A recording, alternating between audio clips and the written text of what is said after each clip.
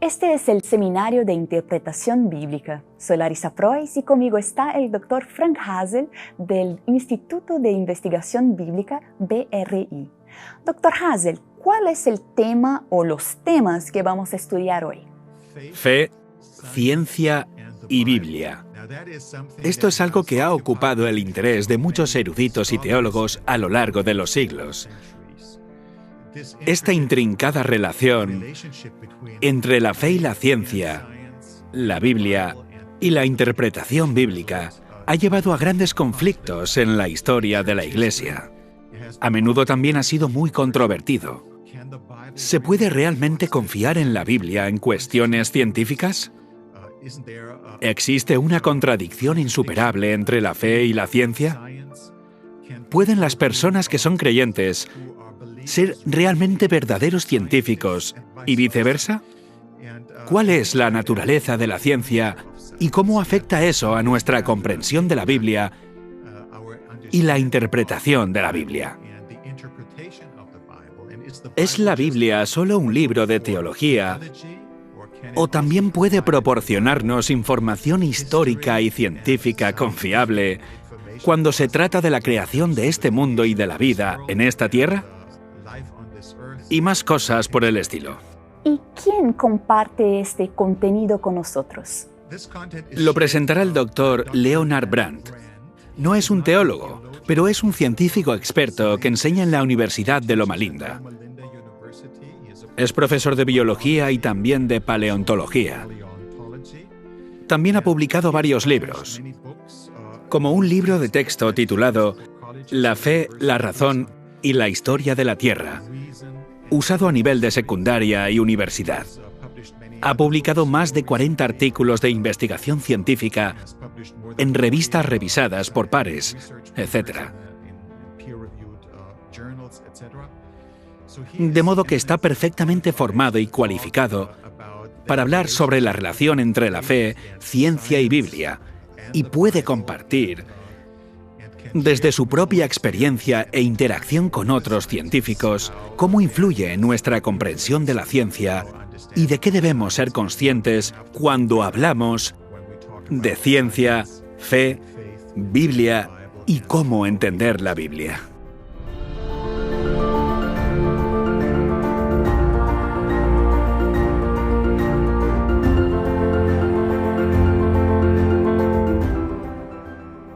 Se une a nosotros el Dr. Leonard Brandt para tratar el tema de la fe, la ciencia y la Biblia. Dr. Brandt, ¿tiene la filosofía algún papel en la determinación de conclusiones científicas sobre los orígenes? En filosofía pensé que se suponía que la ciencia era sencilla, recopilar datos y sacar conclusiones. En realidad no es así. La filosofía juega un papel muy importante en la ciencia. Y para entender lo que significa eso, emplearemos un par de ilustraciones. Si quiero saber si los peces dorados necesitan oxígeno, puedo ponerlos en un recipiente, sellarlo para que no haya oxígeno y lo descubriré. Es un experimento científico sencillo. Me da una respuesta. ¿Necesitan oxígeno o no lo necesitan? ¿Y si alguien me dice que la evidencia afirma que las aves evolucionaron a partir de los dinosaurios? Bien, ¿qué significa eso? ¿Hicieron un experimento que muestra que la creación no funcionó, pero que evolucionaron a partir de los dinosaurios? No, las cosas no funcionan así. Primero comienzan con un par de premisas. Ahí es donde entra la filosofía. Las premisas son cosas que aceptas, que crees sin tener la evidencia para demostrarlas. Entonces, en primer lugar, una de sus premisas es que no existe un creador. La creación nunca ha existido. Hay que empezar con eso. Y luego lo que se está tratando de averiguar, es decir, ¿cuál es el animal que podría más probablemente dar origen a los pájaros? ¿Y cómo se averigua eso? Bueno, basta con mirarlos, comparar su anatomía, comparar su estructura. Las aves en su estructura se parecen más a los reptiles que a los mamíferos. Así que las aves no pueden provenir de mamíferos. Y sobre los reptiles se realiza mucha anatomía comparada. Y se observa quién es más parecido a quién. Y resulta que los reptiles que más se parecen a las aves, en su anatomía, son algunos de los pequeños dinosaurios. Si me dices, Sabemos que no existe un creador, así que ¿de dónde podrían provenir las aves? Bueno, pues según la anatomía comparada parece que de los dinosaurios. Así pues, esa es la diferencia, que hay premisas filosóficas que vienen antes, y este papel de la filosofía en la ciencia, especialmente en ciencia de los orígenes, es lo más importante de la ciencia que la mayoría de la gente no comprende en absoluto. Por eso es importante que comprendamos la filosofía, las premisas, las teorías. Realmente son lo primero cuando se habla de los orígenes, y luego, dentro de cierta filosofía, cierta premisa, cierta teoría, decidimos cuáles son nuestras mejores opciones. Y entonces alguien dice, la evidencia dice que las aves evolucionaron a partir de los dinosaurios. No debemos tener miedo. Bueno, tal vez descartaron la creación. No hicieron nada por el estilo. Simplemente eligieron entre ciertas opciones. Y los dinosaurios probablemente estaban dentro de su filosofía. Si un científico tiene conocimientos adecuados sobre la ciencia de su campo de investigación, ¿hay alguna forma de que el hecho de ser favorable a la creación o a la geología catastrófica le dé una ventaja en la investigación? La mayoría de los científicos y filósofos le dirán, eso es una broma, los creacionistas no pueden ser buenos científicos. Pero en realidad les falta algo muy importante. He investigado en geología y paleontología durante 40 años y habitualmente dejo que la Biblia me ayude a comprender lo que estoy haciendo. ¿Cómo funciona eso? Primero, una pequeña introducción sobre cómo funciona. Hablamos de cosmovisiones, diferentes formas de mirar el mundo y entenderlo. Así, una cosmovisión creacionista es una cosa, una cosmovisión materialista o naturalista es otra. He leído mucho la literatura anticreacionista, los libros, los artículos y otras cosas que menosprecian a los creacionistas. Y una cosa me queda muy clara. Hay gente que escribe que no sabe casi nada sobre la manera de pensar de un creacionista educado. Pero yo tengo una ventaja que ellos no comprenden. Nunca he visto a un científico materialista que entienda esto. Y es que yo leo lo que escriben y leo su material anticreacionista. Y está claro que entienden su cosmovisión, entienden su teoría y no saben nada de la mía. Pero para ser creacionista y para hacer ciencia, yo tengo que conocer su cosmovisión. Tengo que conocer toda la evidencia que usan y tengo que saber cómo la interpretan y por qué la interpretan de esa manera. Tengo que saber esas cosas. Así que ellos conocen una cosmovisión, no tienen ni idea de la mía.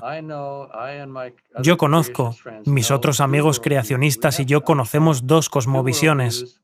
Tenemos que entender dos cosmovisiones y las comparamos de forma rutinaria, buscando formas en las que podamos hallar puntos para probar entre ellas, porque ellos no lo están haciendo en absoluto, y lo que estoy haciendo me da una clara ventaja. Te pongo un ejemplo. Investigué durante varios años algunas huellas fósiles en la arenisca de Coconino, en Arizona, y la mayoría de los geólogos están muy convencidos de que la arenisca de Coconino se formó en un desierto. El viento del desierto sopló toda la arena en dunas de arena e hizo la piedra arenisca. Están muy convencidos de ello. Y así las huellas se habrían dejado en las dunas de arena del desierto. Pues yo empiezo con la premisa de que eso era un desierto. La teoría del desierto llevaría decenas de miles de años. Obviamente no puedo aceptar eso. Así que podría empezar y decir, bueno, supongo que sucedió en el diluvio. Pero hay una manera mejor. Puedo mirar su teoría y compararla con la mía. La Biblia me abrió la mente, me dio el entendimiento de que podría haber otra manera, de que eso no es un desierto y que se han realizado en el agua. Así que las comparo y busco formas de determinar experimentalmente, pero probablemente, no solo con experimentos.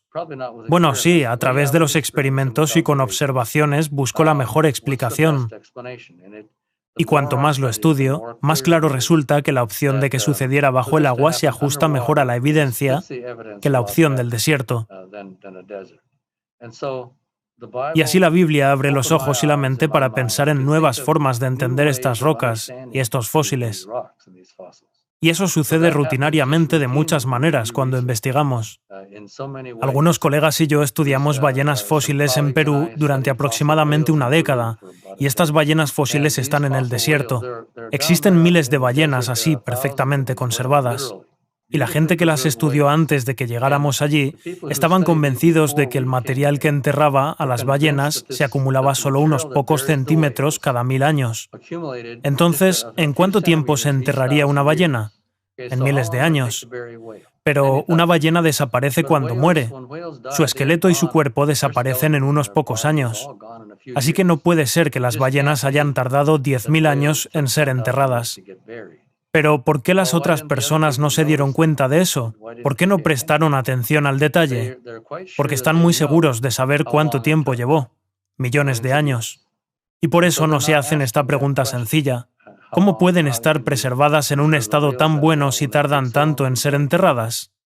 No se hacen esa pregunta, pero la Biblia abrió nuestro pensamiento para hacerla, para formular nuevas preguntas que otros no hacen.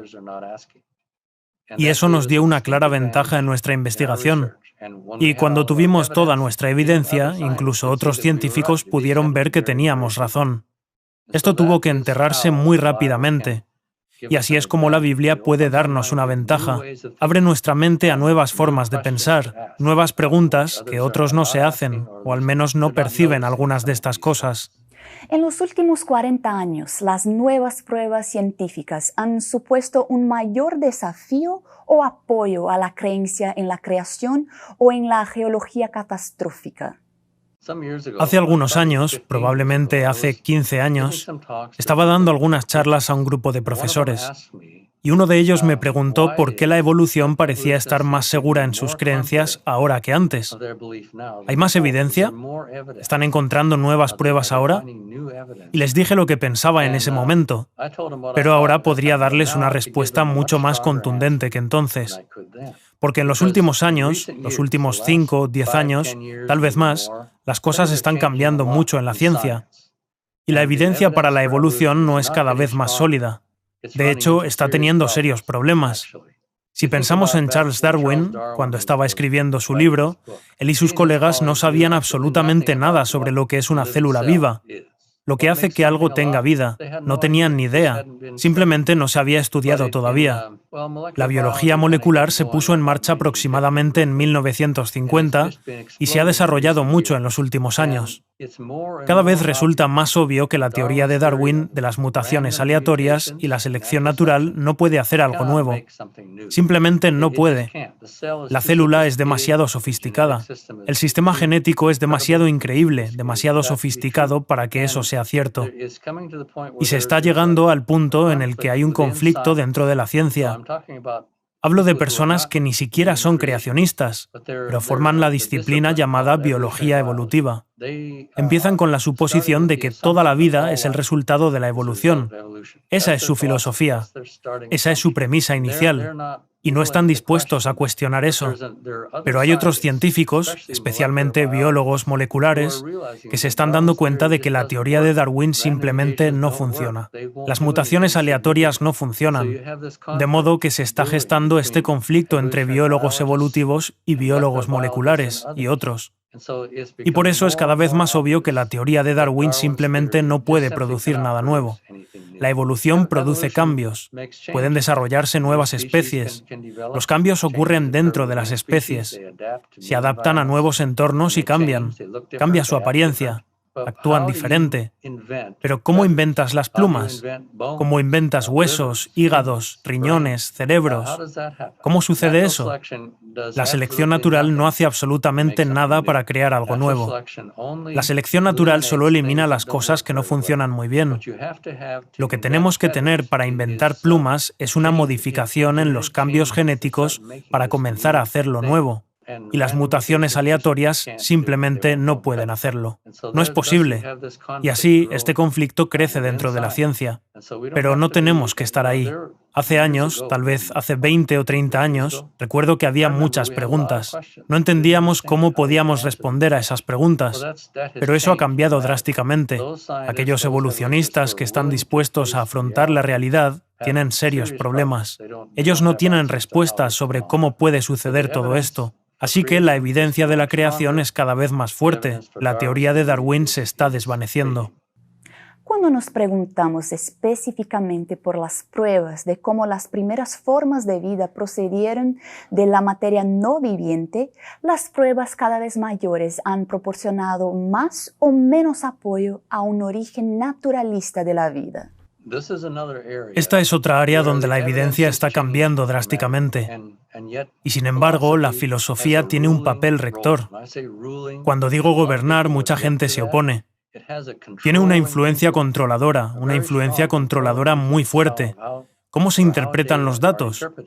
Leemos cualquier libro de texto, uno estándar, y dice con seguridad que la vida evolucionó de la no vida, y ni siquiera pregunta por un creador. Simplemente no asume que hubo algo, asume que nunca existió tal cosa. Las ideas que se escuchan en Internet o en los medios de comunicación, los medios populares, los libros famosos, todos tratan de explicar con confianza cómo surgió la vida de la no vida.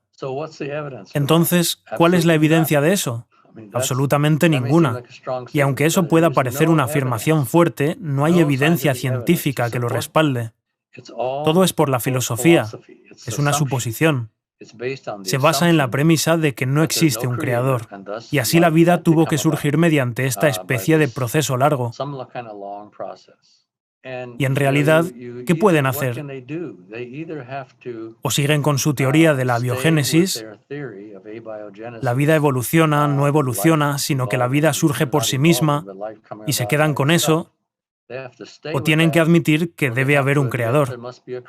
Y si estás muy comprometido con tu filosofía del naturalismo, el materialismo, simplemente no puedes dar ese paso. No puedes, no es posible hacerlo. Entonces los científicos aceptan la idea, la premisa de que la vida ha surgido por sí misma, o tienen que cambiar su sistema de creencias, cambiar su visión del mundo, o tienen que fingir. Y hay científicos que saben que perderán sus trabajos si reconocen la posibilidad de algún tipo de creador. Así que se quedan callados y siguen haciendo su trabajo. Hay varios enfoques que la gente adopta para esto, pero la evidencia está mostrando de manera asombrosa que la vida no puede surgir por sí sola. Hemos hablado sobre lo que hay en esas células sofisticadas. Es increíble lo que hay dentro de una célula viva. Es como una ciudad entera llena de fábricas o laboratorios que realizan tareas increíbles, muchas de las cuales ni siquiera entendemos. Y que haya evolucionado solo realmente no es una opción realista. Pero la ciencia no quiere reconocerlo, no quiere admitirlo. ¿Cómo podemos hacer que la Biblia dialogue con los científicos y los estudiosos? Una vez tuve un estudiante de posgrado. Primero tomaremos este enfoque y luego lo veremos de otra manera. Este estudiante de posgrado me preguntó por uno de los mejores argumentos para ganar una discusión sobre la creación. No le dije ninguno. Ese es un enfoque equivocado. Primero debes convertirte en amigo de la persona, y si luego llega a un punto en el que comienza a hacer preguntas sobre la creación, entonces debes estar listo para dar respuestas meditadas. Y lo que formulas es una pregunta muy difícil. Es difícil llegar a la gente con estas cuestiones cuando están tan comprometidos y han sido educados durante toda su vida, durante generaciones. Se ha educado a la gente para que piense de manera diferente a la creación. Solo tenemos que ser amigables, ser amigos de la gente. No discutamos. Esperemos que lleguen a hacer preguntas. Quizá podamos decir cosas con tacto para tratar de sacar a relucir el problema, pero luego no discutamos. Esperemos a que lleguen al punto de hacer preguntas. Si lo hacen, tendremos la oportunidad de llegar a alguna parte. De lo contrario, probablemente no lo haremos. Pero cuando tenemos la oportunidad, si empiezan a hacer preguntas y nosotros tenemos la oportunidad de hablar de ello, estas preguntas sobre el origen de la vida, la biología molecular, pueden ser muy importantes. Uno de los ateos británicos más famosos fue Anthony Flew, F-L-E-W. Fue un ateo convencido toda su vida. Como era bastante mayor, escribió un libro. El título es Dios no existe. pero en inglés la palabra no estaba tachada y decía Dios existe. ¿Qué le hizo cambiar de opinión? Es solo una cuestión de biología molecular, diseño inteligente. Leyó sobre eso, lo estudió y finalmente se dio cuenta de que simplemente no hay forma de que la vida se produzca por sí sola. Y hay muchos científicos jóvenes para quienes el diseño inteligente está influyendo. Y por supuesto, todavía la mayoría de los científicos está muy en contra. Discutirán y dirán que eres tonto si lo crees, pero está teniendo influencia. Así que ese enfoque puede resultar útil. Pero claro, pienso también solo en nuestras vidas. La forma en que vivimos es importante. La gente ve algo en nosotros que les parece atractivo y eso puede llevarlos al punto de hacer preguntas. Desde hace tiempo, la ciencia se ha convertido en la fuente de autoridad para determinar la veracidad de las cosas. La resistencia a aceptar la Biblia sería una cuestión de hacer caso a la autoridad. Estoy de acuerdo en que este tema de la autoridad es muy importante. Y en los siglos pasados hubo un tiempo en el que el mundo occidental creía bastante en la creación y en la Biblia. ¿Por qué cambió eso? Bueno, parte de ello fue un alejamiento del respeto a las autoridades, de la aceptación de las autoridades antiguas, y por supuesto eso incluyó a la Biblia y su autoridad fue cuestionada, puesta en duda. Entonces, ¿cómo se soluciona eso? Tu pregunta es importante. Y como hemos mencionado, nuestras vidas son importantes. ¿Cómo nos relacionamos con la gente? No podemos ser mezquinos y polémicos. Conozco a un geólogo que ha discutido un poco conmigo en la literatura sobre alguna evidencia específica, pero nos hicimos amigos. Y pasamos varios días en el desierto examinando rocas y fósiles juntos. Él es ateo, claramente ateo, pero llegamos a conocernos y a confiar en el otro como científico. Y esa confianza se trasladó a otras áreas. Y me hizo preguntas como ¿qué es el cielo? ¿Qué es el infierno? ¿Qué es la salvación? Tuvimos algunas conversaciones maravillosas. No sé cuál será el resultado final, pero la gente necesita de alguna manera llegar a confiar en nosotros. Y luego podríamos tener la oportunidad de preguntar y, bueno, dar respuestas meditadas. Eso puede funcionar. Nuestras vidas son importantes. Tienen que ver algo que quieran. Necesitamos conocer nuestras Biblias con detenimiento. Creo que hay bastantes científicos que quizá eran religiosos y no podían creer algunas cosas como el infierno en llamas. No puede ser, ya sabes. Si hay un Dios así, no me interesa. Por tanto, necesitamos saber las respuestas a muchas cosas y estar preparados para responder a las preguntas que puedan plantearse, las críticas que puedan tener. Y será diferente con cada persona. Jesús tuvo que decirles algunas cosas duras a algunas personas, pero esas eran siempre personas egocéntricas y farisaicas que no estaban dispuestas a escuchar. A cualquiera que estuviera dispuesto a escuchar, se dirigió de formas y maneras cercanas, que tuvieron, como bien sabemos, una influencia muy positiva en muchas personas. Por lo tanto, debemos estar preparados para seguir su ejemplo. Al final, podríamos decir que incluso la ciencia requiere fe. Es realmente una cuestión de fe. Todo el mundo tiene fe. Mucha gente no lo entiende. He escuchado algunas afirmaciones mantenidas de manera muy seria. Ya sabes, la ciencia no requiere fe. La religión requiere fe. Bueno, eso no es cierto. Tienen fe en muchas cosas de las que no tienen pruebas. Y la Biblia no es un manual con todas las respuestas. Son historias. Dios nos dio historias. Necesitamos estar dispuestos a aprender de esas historias. Y sobre todo, tenemos que conocer a Dios para saber qué clase de ser es y saber que podemos confiar en Él. Como dices, no podemos probar que Dios existe, pero tampoco podemos probar que no existe. Solo si tenemos confianza en Él como un ser personal, es probable que lleguemos al punto de confiar realmente en que la Biblia es verdadera y confiable. Dios afirma conocer toda la historia y saber de qué se trata todo. ¿Estamos dispuestos a confiar en eso? ¿Lo conocemos tan bien que podemos confiar en Él? Solo entonces podremos acercarnos a las personas y tratar de ayudarlas a comprender quién es Dios y llegar a confiar. Como sabemos, Dios no nos da todas las respuestas. Si lo hiciera, no estoy seguro de cómo funcionaría. He oído decir que algunas personas se perderán por los 2 palmos que separan el corazón y la cabeza. Podemos saber muchas cosas de la Biblia y no ser verdaderos cristianos. Es como un matrimonio. Puedes saber en tu cabeza todas las cosas buenas sobre tu cónyuge, eso está bien. Pero a menos que lo ames, eso no tiene relevancia. Y la religión no es demasiado diferente a eso. Es una relación de amor con una persona a la que hemos llegado a conocer y en quien confiamos. Y eso tiene que ser una parte importante. Y no tenemos ese tipo de fe en la ciencia.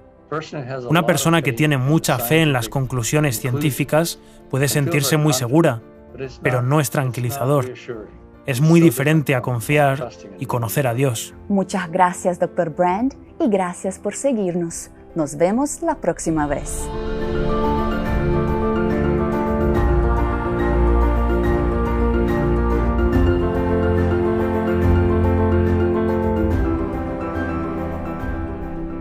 Para una comprensión más profunda de este tema, visite adventistbiblicalresearch.org y compre el libro Biblical Hermeneutics and Adventist Approach.